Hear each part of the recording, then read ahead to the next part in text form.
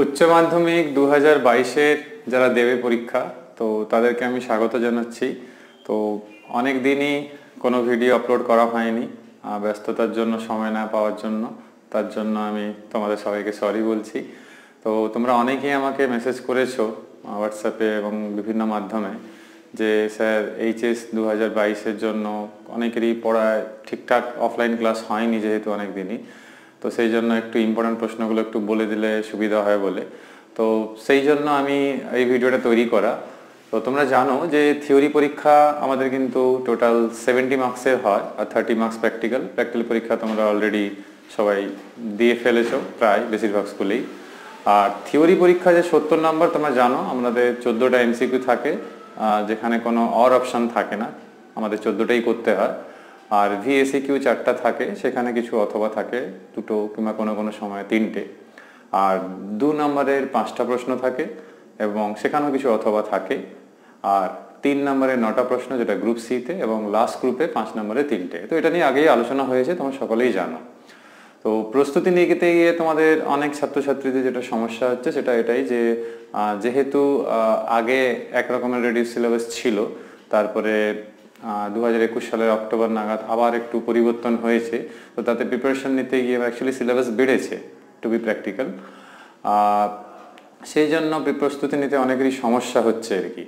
তো আমি আগেই রেডিউস সিলেবাস নিয়ে আলোচনা করেছি, তো আমি সময় যেহেতু হচ্ছে না, তো সেই জন্য তবু চেষ্টা করছি যতটা তাড়াতাড়ি সম্ভব তোমাদের ইউনিট ওয়াইজ একটু ইম্পর্টেন্ট প্রশ্নগুলো অন্তত মুখে বলে দেওয়া, যাতে করে তোমরা রিভাইজটা এখন একটু করতে পারো। তো ফিজিক্সে সাজেশন বলে সেরকম কিছু হয় না, ফিজিক্স এরকমই সাবজেক্ট, সায়েন্সের যে কোনো সাবজেক্টের ক্ষেত্রে যেটা সমস্যা। তো এই বছর সিচুয়েশনটা একটু অন্যরকম, এমনিও করোনার জন্য তোমাদের পড়াশোনা অনেকটাই ক্ষতি হয়েছে, যেহেতু পরীক্ষা একদমই সামনে।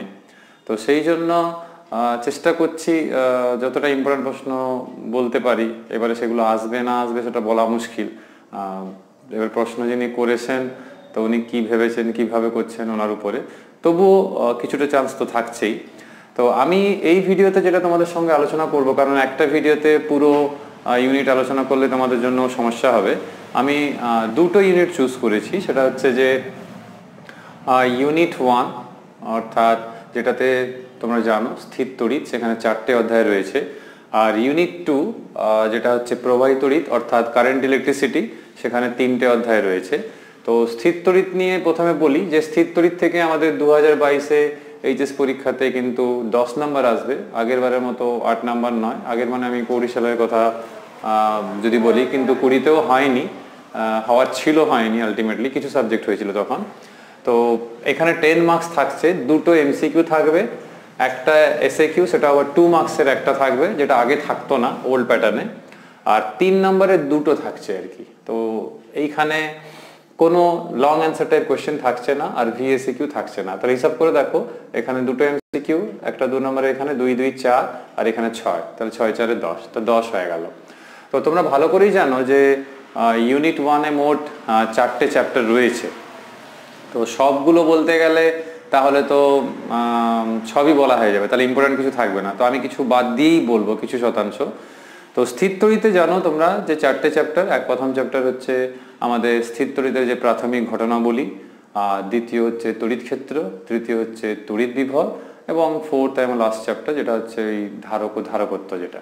তো এই যে 4টে চ্যাপ্টার রয়েছে, তো আমি তোমাদের কিছু গুরুত্বপূর্ণ প্রশ্ন মৌখিকভাবে বলছি। ফার্স্ট চ্যাপ্টারে আসা যাক, যেটা হচ্ছে স্থির তড়িতের প্রাথমিক ঘটনাবলী। তো এই চ্যাপ্টারে আমি যেটা ফিল করি, আমি অবশ্যই আমার ব্যক্তিগত মত যে সেটাই পরীক্ষাতে হবে তা নয়, তো তোমরা যেহেতু আলোচনা করতে বলেছো আমাকে, সেই জন্য করছি যে এই ফার্স্ট চ্যাপ্টারে কিন্তু খুব বেশি পড়ার দরকার নেই। দেখো, বেশি নাম্বার পেতে গেলে সব পড়া উচিত, কিন্তু তোমাদের মধ্যে অনেকেই রয়েছে, তোমরা বলেছো যে স্যার আমাদের প্রথমত পাস মার্কস, আর কি করে একটা 60-70% মার্কসের কাছাকাছি যেতে পারি, তার জন্য কিছু আলোচনা করুন। তো সেই সেন্সে বলছি আমি, ফার্স্ট চ্যাপ্টারে তোমরা একটু রিস্ক নিতে পারো, সেখানে খুব বেশি পড়ার দরকার নেই। তোমরা সেখানে কয়েকটা টপিক, যেরকম ধরো তড়িৎ আধানের সংরক্ষণ যে নীতি রয়েছে, সেইখানে যদি মনে করে দেখো, ইভিন আধানের যে কোয়ান্টাইন রয়েছে, অর্থাৎ কিউ ইকুয়ালস টু এনি, তো সেই কিউ ইকুয়ালস টু এনি থেকে কিছু শর্ট প্রশ্নজনিত অঙ্ক, এবং স্থির তড়িতের যে আমাদের আধানের যে তলমাত্রিক ঘনত্ব রয়েছে, কিন্তু সিলেবাসে তলমাত্রিক ঘনত্ব নিয়ে কিছু বলা নেই, তবুও আমি বলবো ওটা দেখতে, যে সিগমা ইকুয়ালস টু যেটা কিউ বাই এ বা গোলাকার হলে কিউ বাই 4πr², তো সেইটা দেখতে, তার নিউমেরিক্যাল দেখতে। আর তোমরা সেখানে খুব বেশি কিছু পড়ারই দরকার নেই আমার যেটা মনে হয়, তো সেইখানে একটু রিস্ক নিতে পারো, কারণ সাজেশন কিংবা সাজেস্টিভ পড়া মানে কিছু তো বাদ দিতেই হবে, সব তো তোমরা এই কম সময়ের মধ্যে পড়তে পারবে না। তো সেই জন্য বলবো এই চ্যাপ্টারে আর বেশি কিছু করার দরকার নেই, তোমরা হার্ডলি বজ্রভ একটু রিডিং দিয়ে রাখতে পারো, কিন্তু খুব ইম্পর্টেন্ট নয়। আর সেখানে কিছু ছোটখাটো টপিক রয়েছে, যেরকম ধরো ইলেকট্রিক বিন কিংবা তড়িৎ বার্তা রয়েছে, তো সেইটা একটু দেখতে পারো। আর কিন্তু ফার্স্ট চ্যাপ্টার একটু চান্স নিতে পারো। আমি তোমাদের ফোকাস করতে বলবো লাস্ট 3টে চ্যাপ্টার, অর্থাৎ তড়িৎ ক্ষেত্র, তড়িৎ বিভব, ধারক ও ধারকত্ব। তো নিয়ম মাফিক এই 3টে চ্যাপ্টার সবগুলোই ইম্পর্টেন্ট রয়েছে, যেহেতু 20 সালে এবং 21 সালে ফিজিক্সের পরীক্ষা হয়নি। তো আমি তবুও বলবো তড়িৎ ক্ষেত্র চ্যাপ্টারে আমরা একটা এই 3-এর দাগ পাওয়ার সম্ভাবনা কিন্তু প্রবল, কিংবা অলমোস্ট বলতে পারো অনেকটাই সম্ভাবনা। তো তড়িৎ ক্ষেত্র চ্যাপ্টারে তোমরা জাস্ট কুলম্বের সূত্র পড়লে, খুব ইম্পর্টেন্ট না হলো, জাস্ট বাই ডিফল্টই পড়লে, সেখান থেকে কুলম্ব সূত্রের যে কুলম্বীয় বল তার বৈশিষ্ট্য একটু আইডিয়া রাখলে, কোনো 1 নম্বরের প্রশ্ন যদি কিছু লাগে, নেক্সট কাজ যেটা করবে কুলম্বের সূত্রের ভেক্টর রূপ করলে। তো এইটা করার পর যে কাজটা তোমাদের করা উচিত, এই চ্যাপ্টারে যেটা সবচেয়ে বেশি গুরুত্ব দেওয়া উচিত, সেইটা হচ্ছে কি না, আমরা তড়িৎ দ্বিমেরু, এবারে তড়িৎ দ্বিমেরু সংক্রান্ত যে আলোচনাটা তোমাদের সবচেয়ে বেশি ভালো করে করতে হবে, সেই তড়িৎ দ্বিমেরুর সংজ্ঞা, দ্বিমেরু ভ্রামকের সংজ্ঞা, দ্বিমেরু ভ্রামকের মাত্রা, একক, এবং এখান থেকে তড়িৎ দ্বিমেরু দেখবে বিভিন্ন ক্ষেত্রে তড়িৎ প্রাবল্য নির্ণয় ছিল। সেটা আমাদের এরকম লম্ব সমদ্বিখণ্ড বরাবর ছিল, অক্ষ বরাবর ছিল, যে কোনো অবস্থানে। তো এইখানে 3টেই আমার মনে হয় করে রাখা ভালো, কারণ কোনটা আসবে বলা কিন্তু মুশকিল আছে। হয়তো যে কোনো অবস্থান বেশি ইম্পর্ট্যান্ট, লম্ব অবস্থান বেশি ইম্পর্ট্যান্ট, কিন্তু এখানে রিস্ক নেওয়া উচিত নয়। 3টেই পড়ো, কোনো একটা কিন্তু পেতেও পারো পরীক্ষা। তো দ্বিমেরু টপিকটা, তড়িৎ দ্বিমেরু A to Z with numerical সবগুলো করো, সেখান থেকে কিছু একটা আসার সম্ভাবনা রয়েছে। নেক্সট হচ্ছে এই চ্যাপ্টারে আমরা তড়িৎ ফ্লাক্স পড়ি, তড়িৎ ফ্লাক্সের সংজ্ঞা, তার মাত্রা, একক, সিজিএস এসআই একক, মূলত এসআই একক। তো সেইখান থেকে তড়িৎ ফ্লাক্সের সংজ্ঞা যেভাবে পড়ছো, সেই তড়িৎ ফ্লাক্স থেকে গাউসের উপপাদ্য আমরা পড়ি। তো গাউসের উপপাদ্যের বিবৃতি প্রমাণ খুব একটা ইম্পর্ট্যান্ট নয়, কিন্তু বলা যায় না, কোনোদিন এইচএসে আসেনি, দেখতে পারো। কিন্তু আমি বলবো গাউসের উপপাদ্যটা পড়া আর তার প্রয়োগগুলো পড়া। তো প্রয়োগের ব্যাপারে যদি আসি, তোমরা হয়তো সিলেবাসে দেখেছো, আমি ওটা রেখেছিলাম, যাই হোক এখন হাতের কাছে পাচ্ছি না। তো সিলেবাসে তোমরা হয়তো দেখবে যে গাউসের উপপাদ্যের যে প্রয়োগ, সেই গাউসের উপপাদ্যের প্রয়োগটা কিন্তু সবগুলো কিন্তু এবারে নেই। তোমরা শুধুমাত্র ওই স্পেরিক্যাল পার্টটা দেখলেই হবে, অর্থাৎ গোলীয় যে খোলক রয়েছে, স্পেরিক্যাল যে কন্ডাক্টর রয়েছে, তার জন্যই কিন্তু গাউসের উপপাদ্য প্রয়োগ করে বের করা সিলেবাসে রয়েছে, সেটা করবে। আর সেখানে একটা দেখবে কুলম্বের উপপাদ্য আছে, সেই কুলম্বের উপপাদ্যতে দেখবে এরকম একটা প্রুফ রয়েছে, এরকম, কিংবা সিগমা বা এপসাইলন যাই বলো না কেন, এই প্রুফটা খুব ইম্পর্টেন্ট। আরেকটা দেখবে ওই পাতের জন্য একটা প্রমাণ রয়েছে, সম্ভবত সিগমা বাই 2 এপসাইলন 0 বলে। তোমরা তোমাদের ছায়া সাঁতরা যে বই পড়ো না কেন, কোনো অসুবিধা নেই, তোমরা দেখবে এরকম একটা প্রমাণ রয়েছে, E equals to sigma by 2 epsilon 0, কিংবা এপসাইলন যে মিডিয়ামের জন্য যেরকম হবে। আর তড়িৎ ফ্লাক্সের যে অঙ্কগুলো, অর্থাৎ স্পেশালি এমসিকিউ টাইপের অঙ্ক আর 2 মার্কসের যে অঙ্কগুলো রয়েছে, কোন একটা তলের, মানে মুদ্রার কথা এটাই হচ্ছে যে তড়িৎ ফ্লাক্স সংক্রান্ত যা যা রয়েছে সব তোমরা পড়বে, আর তড়িৎ দ্বিমেরু সংক্রান্ত যা রয়েছে সেগুলো সব পড়বে। ইভিন গাউসের উপপাদ্য কিংবা গাউসের সূত্র থেকে কুলম্বের সূত্র কিভাবে প্রতিষ্ঠা করা হচ্ছে সেটার উপরেও জোর দেবে। তো এই চ্যাপ্টারে এই পার্টটা বলবো। আর উদাহরণ কিংবা হটসে কোনগুলো ইম্পর্টেন্ট, আমি যখন এই চ্যাপ্টারগুলো তোমাদেরকে পড়ানো হয়েছিল ভিডিওর মাধ্যমে, তখন বলা রয়েছে দাগ নম্বরগুলো, তোমরা সেগুলো ছায়া প্রকাশনী বই থেকে সেগুলো করবে। তোমরা সাঁতরা থেকেও দেখতে পারো, মাধব দাসখান থেকেও দেখতে পারো, কিন্তু ছায়াতে হটসের প্রশ্নগুলো একটু বেশি গুছানো, সেই জন্য বলছি আর কি। তো কোন কোন উদাহরণের অঙ্ক কিংবা হটসের ইম্পর্টেন্ট, সেগুলো আমি অধ্যায়ভিত্তিক যখন ভিডিও আপলোড করেছিলাম লাস্ট ইয়ার, তখন কিন্তু বলেছিলাম, সেটা তোমরা সেখান থেকে করে নেবে। এখানে নতুন করে বলছি না, কারণ সেইগুলোই করতে হবে, সেখান থেকে কিছু বাদ দেওয়া যাচ্ছে না। এবারে ব্যাপার হচ্ছে আমাদের নেক্সট চ্যাপ্টার ছিল তড়িৎ বিভব। তড়িৎ বিভব একটা ক্রুশিয়াল চ্যাপ্টার, কারণ এখানেও দেখবে তড়িৎ দ্বিমেরুর বিভব যে বিভিন্ন বিন্দুতে, সে অক্ষ বরাবর হোক কি লম্ব অবস্থানে হোক কি যে কোনো বিন্দু অবস্থানে, তার মানে তড়িৎ দ্বিমেরু, তড়িৎ ক্ষেত্র, তড়িৎ বিভবের যতগুলো প্রমাণ আছে সে সবগুলো তোমাদের কিন্তু করতে হবে। আর সেখানে স্থির তড়িৎ শক্তি রয়েছে, অর্থাৎ পোটেনশিয়াল এনার্জি রয়েছে। তো সেই পোটেনশিয়াল এনার্জি কিন্তু তোমাদের করতে হবে কি না, সেই পোটেনশিয়াল এনার্জি তোমাদের করতে হচ্ছে যেরকম দেখবে এই রিলেটেড থিওরিও রয়েছে, অঙ্কও রয়েছে, তোমরা নিশ্চিত পড়েছো। আর একটা কথা মনে পড়লো আমার, তড়িৎ ক্ষেত্র চ্যাপ্টারে আমাদের যে ডাইপোলের যে টর্ক, এই যে প্রমাণটা, আর তড়িৎ বিভব চ্যাপ্টারে ডাইপোল অর্থাৎ তড়িৎ দ্বিমেরু, এই যে দুটো প্রমাণ, অর্থাৎ তড়িৎ দ্বিমেরুর ওপর তড়িৎ ক্ষেত্রে কত পরিমাণ টর্ক প্রয়োগ হচ্ছে, tau equals to P cross E কিংবা পি সাইন থিটা, আর স্থির তড়িৎ শক্তি অর্থাৎ U equals to minus P dot E, দুটো চ্যাপ্টার তড়িৎ ক্ষেত্র তড়িৎ বিভব দুটো মিলে রয়েছে তোমাদের বইতে। এই দুটো প্রমাণ খুব ইম্পর্টেন্ট, কোনো একটা কিন্তু পরীক্ষাতে পেতে পারো। ইভিন শুধু ইউ বলবো তাও নয়, এই তড়িৎ দ্বিমেরুকে বিক্ষিপ্ত করতে যে পরিমাণ কার্যের প্রয়োগ করতে হয় কিংবা কার্যের প্রয়োজন, সেই প্রমাণটাও কিন্তু বইতে তোমাদের রয়েছে, সেটাও কিন্তু ভালো করে করবে। অর্থাৎ আমার বক্তব্য একটাই, তড়িৎ দ্বিমেরু সংক্রান্ত যা যা রয়েছে থিওরি নিউমেরিক্যাল তোমাদের বইতে কিংবা তোমাদের সিলেবাসে, সেখানে কিচ্ছুটি বাদ দেবে না। এখান থেকে কিন্তু একটা অ্যাটলিস্ট 3 মার্কসের কোশ্চেন পাওয়া উচিত আমার যেটা মনে হয়। তো তড়িৎ দ্বিমেরু সংক্রান্ত সব তো পড়ছো, এবারে তড়িৎ বিভবের কথা আমি এই ওয়ার্কডান যে প্রমাণটা, সেটা এই প্রমাণটা তোমাদের নিশ্চিত মনে আছে, এটা করবে, এখান থেকে নিউমেরিক্যালও হতে পারে। আর এইখানে দেখবে একটা ইলেকট্রন ভোল্ট রয়েছে, ইলেকট্রন ভোল্টের সংজ্ঞা রয়েছে, ইলেকট্রন ভোল্ট রিলেটেড অঙ্ক হতে পারে এই চ্যাপ্টারে। আর আরেকটা হচ্ছে এই যে তড়িৎ প্রাবল্য যেরকম সংজ্ঞা তড়িৎ ক্ষেত্র চ্যাপ্টারে পড়বে, তড়িৎ বিভবের সংজ্ঞা, দুজনের একক মাত্রা, সেগুলো পড়বে। আর মনে রাখবে যে দুটো প্রমাণ আমরা কিন্তু করেছিলাম বিভবের সঙ্গে তড়িৎ প্রাবল্যের, একটা এটা আর একটা ছিল এইটা। তো এটা সুষম তড়িৎ ক্ষেত্রের জন্য ছিল, এটা ছিল পরিবর্তনশীল তড়িৎ ক্ষেত্রের জন্য, যাকে আমরা বলি অসম তড়িৎ ক্ষেত্র কিংবা নন ইউনিফর্ম ইলেকট্রিক ফিল্ড। তো এই প্রমাণটা কিন্তু যথেষ্ট গুরুত্বপূর্ণ। শুধু তাই নয়, এইটা প্রয়োগ করে অঙ্কগুলো, অর্থাৎ কিছু এরকম হয়তো দেওয়া থাকলো, সাপোজ ধরো এরকম এরকম টাইপের, এখান থেকে বলবে যে তড়িৎ ক্ষেত্র প্রাবল্যের রাশিমালা নির্ণয় করো, কিংবা এক্স অক্ষ বরাবর মান কত, ওয়াই বরাবর কত, কিংবা জেড বরাবর কত, কিংবা টোটাল অ্যাজ এ হোল মান কত। তো এটাও কিন্তু গুরুত্বপূর্ণ, ঠিক আছে, এটা একটু মাথায় রাখবে তোমরা। তো তড়িৎ বিভব চ্যাপ্টারে এইগুলো তোমাদের উদাহরণে যে অঙ্কগুলো রয়েছে যেগুলো ইম্পর্টেন্ট, কিংবা হটসে যেগুলো মানে হায়ার অর্ডার থিঙ্কিং সেলের যে প্রশ্ন উত্তর রয়েছে, সেগুলো কোনগুলো ইম্পর্টেন্ট আগেই বলা রয়েছে, সেগুলো তোমরা দেখবে আর কি। আর আরেকটা টপিক যেটা খুব ইম্পর্টেন্ট তড়িৎ বিভব থেকে এই বছর, সেটা আমার মনে হয় সেটা হচ্ছে ইকুইপোটেনশিয়াল সারফেস কিংবা সমবিভব তল। তোমরা সমবিভব তলের সংজ্ঞা, তার যে বৈশিষ্ট্যগুলো রয়েছে সেগুলো ভালো করে পড়বে। তার মধ্যে যেরকম ধরো সমকোণে ছেদ করে, কিংবা একটা বিন্দু থেকে আরেকটা বিন্দুতে নিয়ে যেতে যে কোনো কার্য করতে হচ্ছে না সমবিভব তলে। তো দেখবে বৈশিষ্ট্যগুলো পরপর ছিল বইতে, সেগুলো কিন্তু তোমরা ভালো করে পড়বে।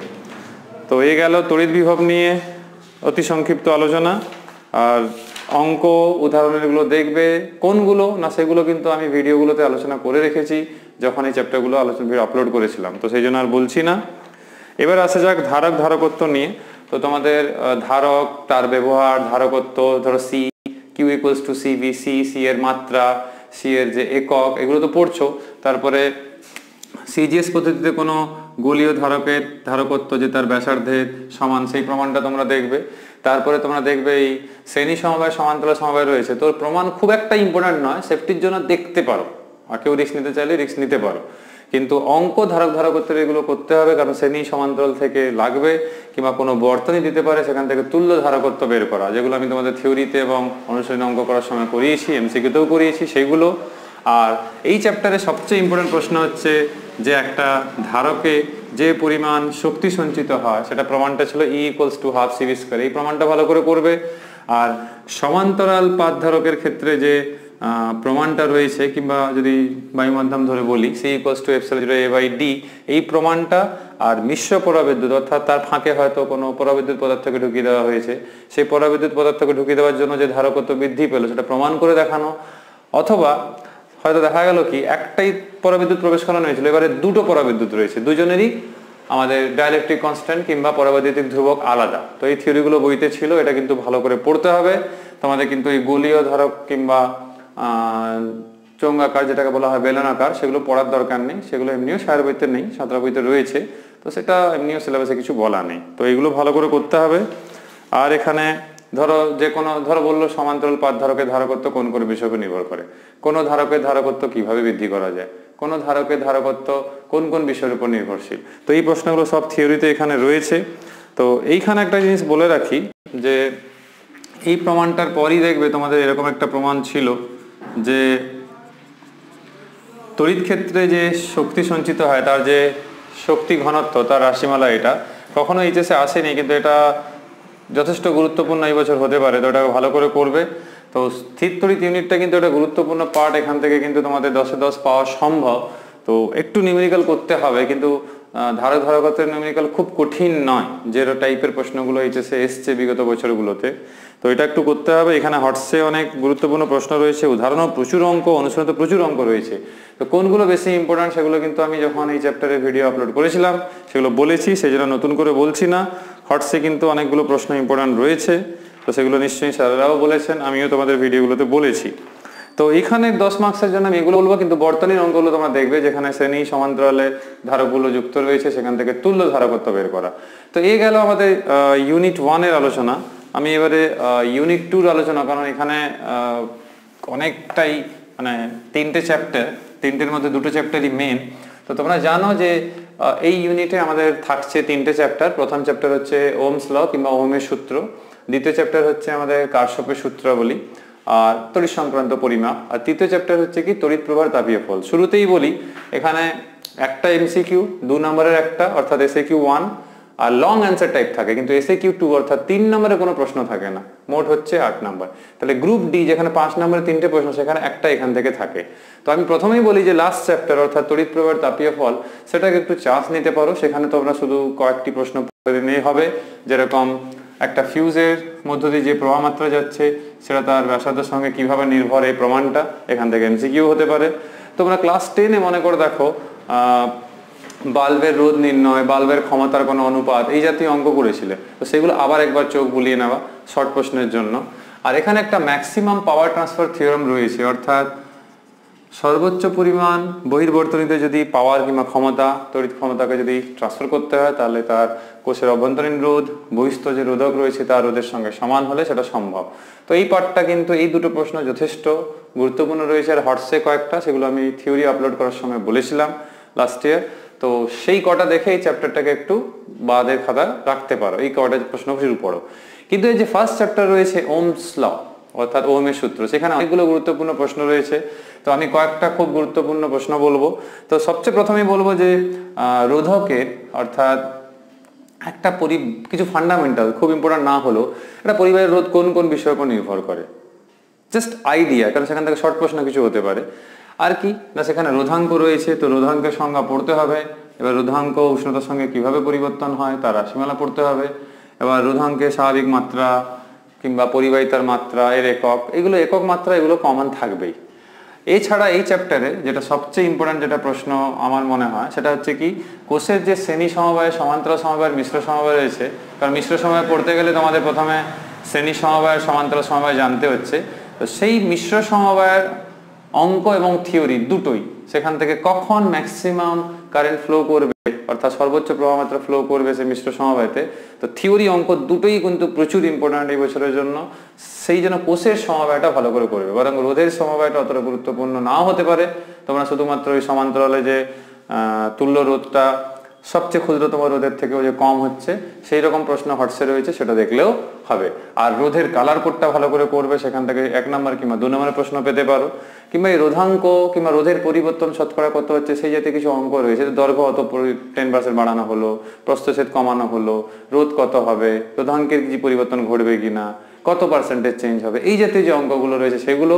আর যে বিভিন্ন বর্তনী রয়েছে বিভিন্ন রকমের দেখতে, সে স্কোয়ার হোক, গোলাকার হোক, রোধের বিভিন্ন কম্বিনেশন দিয়ে তুল্য রোধ বের করা, সেখান থেকে এমসিকিউ কিংবা বড় প্রশ্ন, কিন্তু বড় মানে আমি বলছি 2 মার্কসের নিউমেরিক্যাল কিন্তু পেতে পারো।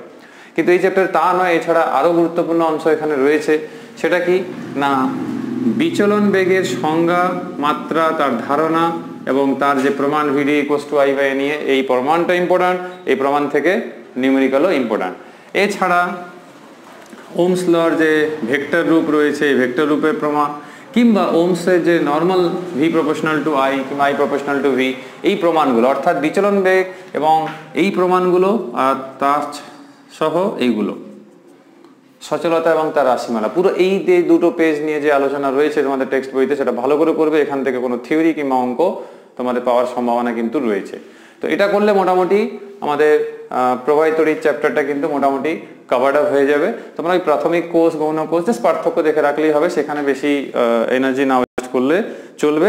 নিউমেরিক্যাল আমি আগে যেটা বলেছি, এখান থেকে বিভিন্ন রকমের নিউমেরিক্যাল হতে পারে, কারণ এখানে তোমরা বুঝতে পারছো রোদের বিভিন্ন রকম সমবায়, মিশ্র সমবায়, শ্রেণী, সমান্তরাল নিয়ে বিভিন্ন ছবি থাকবে, চিত্র থাকবে, বর্তনী থাকবে, সেখান থেকে তুল্য রোধ বের করতে দিতে পারে যে কোনো একটা।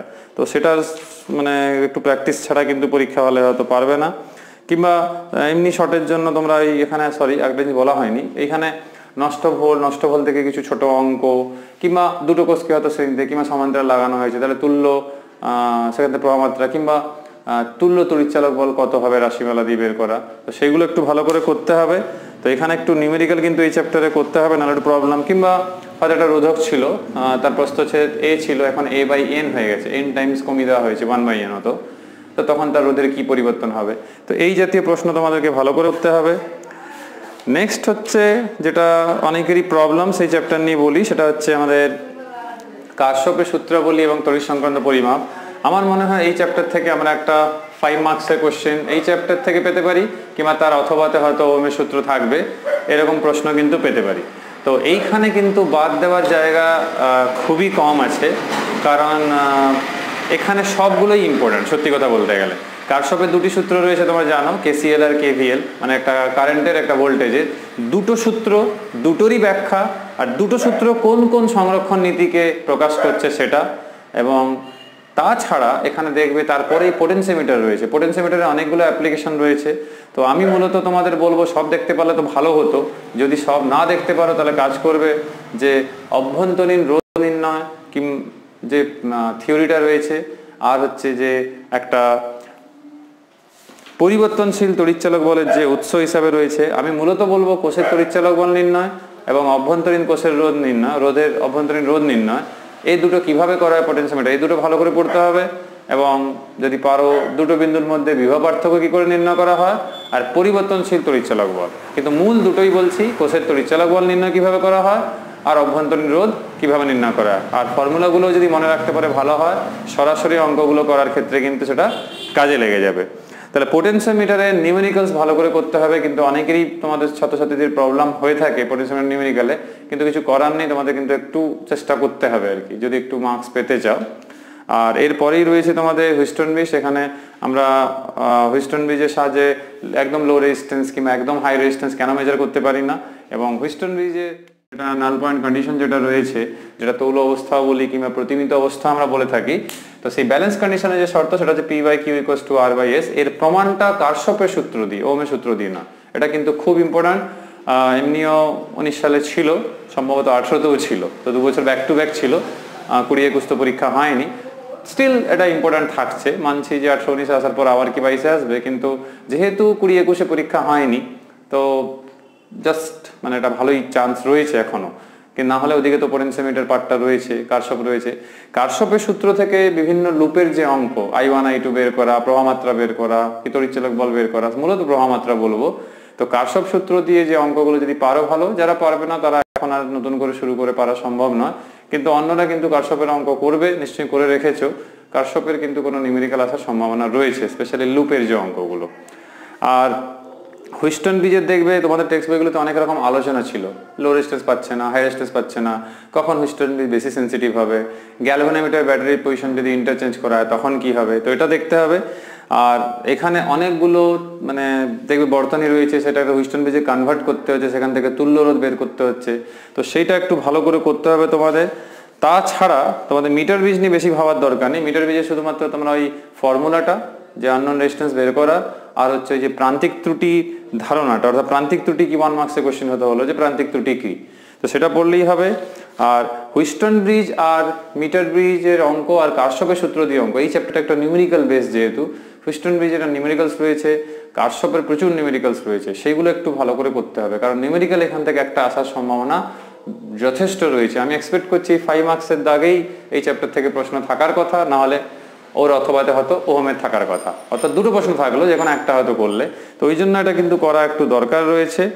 তো অল্প সময়ের মধ্যে, যেরকম ধরো এখানে অনেকগুলো হটসে গুরুত্বপূর্ণ প্রশ্ন ছিল, আমি পড়ানোর সময় বলেছি, তোমরা সেই ভিডিওগুলো দেখতে পারো। যেরকম পোটেনশিওমিটার দিয়ে কিন্তু আমরা তড়িৎচালক বলটা মাপি, ভোল্ট মিটার দিয়ে মাপলে কি সমস্যা হতো, পোটেনশিওমিটার সেন্সিটিভিটি কোন কোন বিষয় নির্ভর করে, পোটেনশিয়াল তারটাকে আমরা কেন লম্বা নিচ্ছি। তো এরকম অসংখ্য প্রশ্ন তোমাদের হটসেই রয়েছে, সেগুলো আমি পড়ানোর সময় আলোচনা করেছি, বলেছি কোনগুলো ইম্পর্টেন্ট, সেগুলো আবার দেখতে হবে তোমাদেরকে। তো অল্প সময়ের মধ্যে আমি যতটা চেষ্টা করলাম, যত তাড়াতাড়ি বলা যায় বললাম। তোমাদের যদি একটুও কাজে লাগে তাহলে আমি খুশি হব।